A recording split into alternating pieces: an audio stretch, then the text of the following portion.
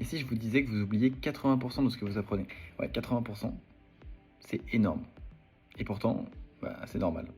Ça, c'est la courbe d'Ebbinghaus, aussi appelée courbe de l'oubli.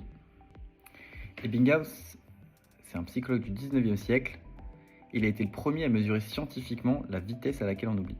Ce que nous montre la courbe, c'est qu'après avoir appris une info, notre mémoire s'effondre très vite. En 24 heures, on peut perdre la majorité de ce qu'on oublie. Et en une semaine, tu oublies 80% de tout ce que tu as appris.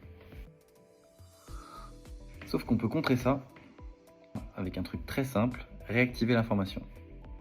Ce que nous dit Ebbinghaus, c'est qu'à chaque fois que vous revoyez une notion, la courbe remonte, puis redescend plus lentement. Ce qui veut dire qu'à chaque fois que vous allez revoir la notion, vous allez diminuer la vitesse à laquelle vous allez l'oublier. En fait, ce qui se passe, c'est que revoir plusieurs fois une notion, la notion de répétition, vous fait dire à votre cerveau « ça c'est important, il faut que je le garde ». Ça, c'est un concept qu'on peut appeler la répétition espacée. On appelle ça aussi la consolidation mnésique ou encore l'apprentissage durable. En gros, si vous revoyez une fois, vous oubliez moins. Si vous revoyez 2 fois la notion, vous oubliez encore moins. Et à partir de 3 fois où vous revoyez la notion, elle est quasiment permanente. Donc oui, vous oubliez 80% de ce que vous apprenez, et pas parce que vous êtes nul, mais simplement parce que c'est normal. C'est un fonctionnement naturel.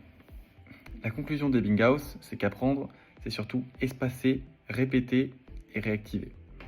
Et c'est comme ça que vous allez retenir vraiment.